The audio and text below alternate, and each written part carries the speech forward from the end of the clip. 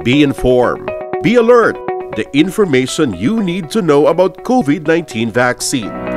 Right here, right now, on The Vax.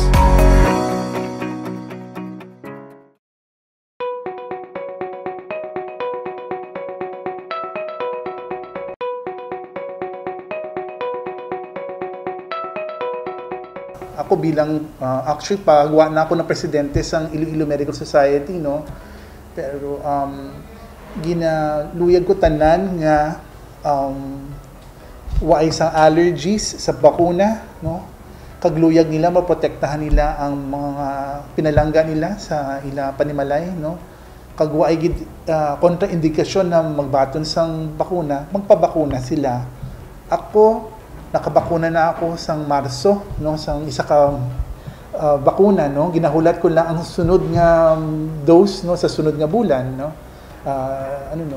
Pero nagapati ko kasi nga makabulig ang COVID-19 vaccine, no, maprotektahan ako, maprotektahan ang akong mga pinalangga sa balay, no, maprotektahan ang akong komunidad man din, So ginahikayat ko kamo na magpabakuna, no, sa laban sa COVID-19. Particularly kapag waay ka mo kontraindikasyon, no, na hindi ka mo bakunahan sa bakuna. Okay, yung may iban nga balaan ko